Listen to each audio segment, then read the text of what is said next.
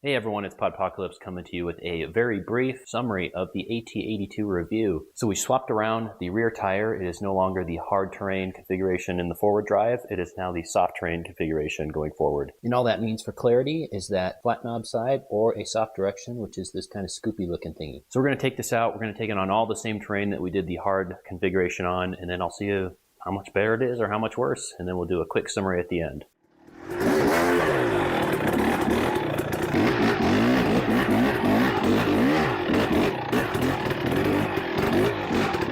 All right, moment of truth. Let's see how this soft side does. It should theoretically do better.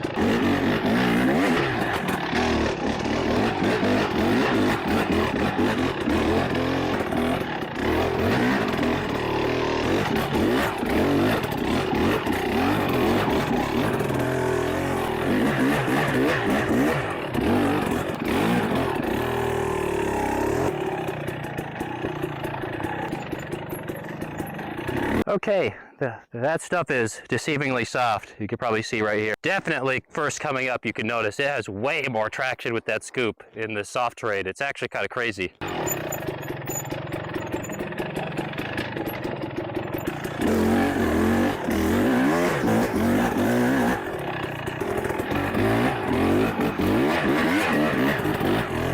Wow, it is extra soft today. Holy crap.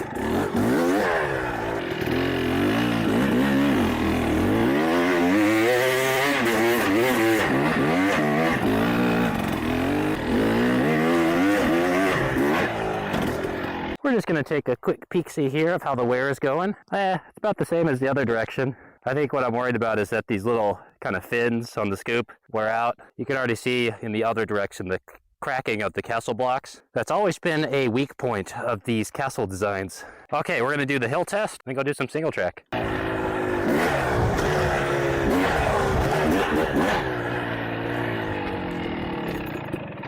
Brake test. Oh yeah, it's good guys, it's good. Let's try a pivot turn. I tried to do one earlier and I gave it too much gas and it had too much traction, which I thought was hilarious. Nice. Yeah. All right, take two.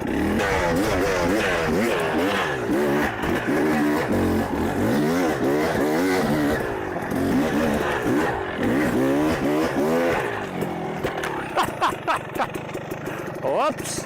Got a little too much air there.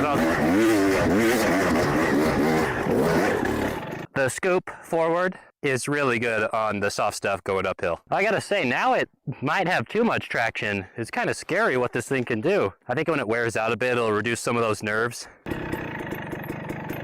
Go down this way? Oh, it's a little scary, which means yes. Vertical drop. Oh, yeah! That was awesome.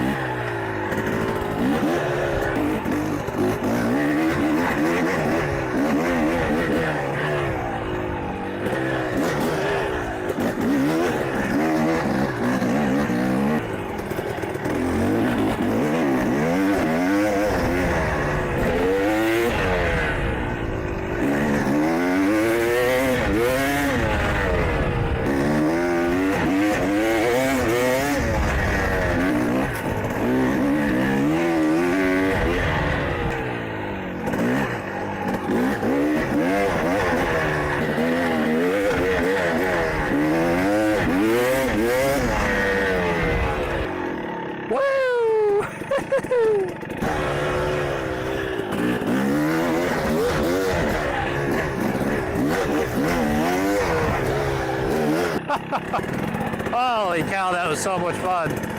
All right, I was real hauling butt in there. Oh, it's starting to wear, that's for sure. This should be self-evident. I don't even know why I have to say this, but the soft side forward handles better in the soft stuff.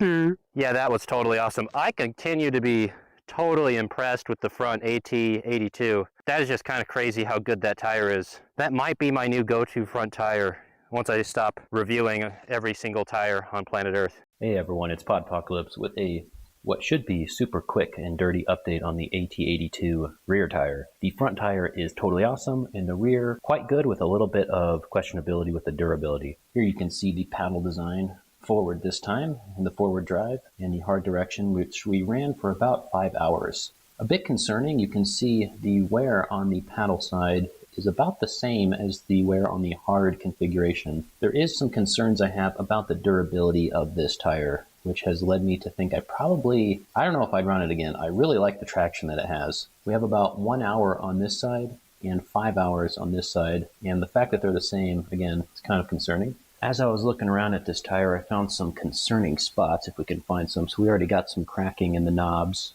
We can actually see that we took a chunk out of this one. Definitely some issues with the compound here. I don't know if it's them cheaping out or if I'm running this in the wrong terrain. It is an all-terrain tire. It's in the name, so I don't know what is the issue there. There's another crack right there. Yeah, I'm not exactly sure what's going on there. I don't remember that being too much of an issue with the AT81.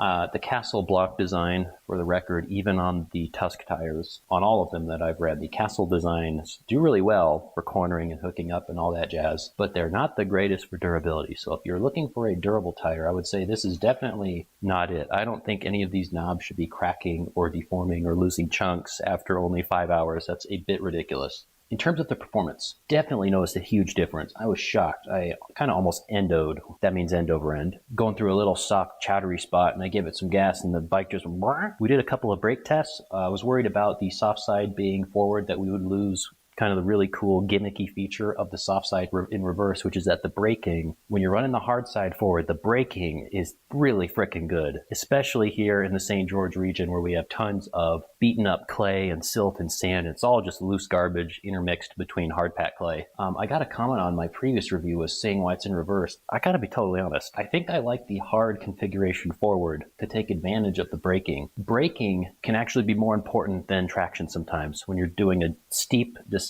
down through sand or chowder, it gets really, really sketchy, especially if you have to dodge rocks on the way down. We were originally at a 7.5 and I bumped it up to a 0.5 for the hard configuration forward.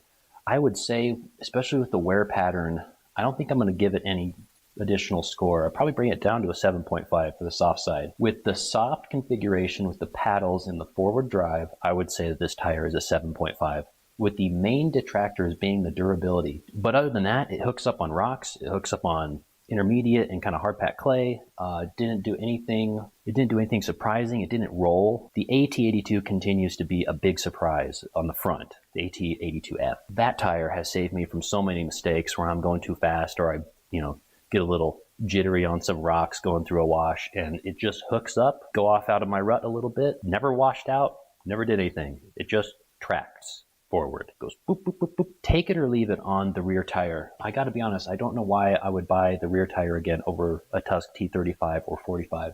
I think you'll get the same performance at least up to the 20-hour mark for half the price. But yeah, front tire, 9 out of 10 awesome. Rear tire continues to be a 7.5, 8 out of 10 tire, but it lacks in the durability department.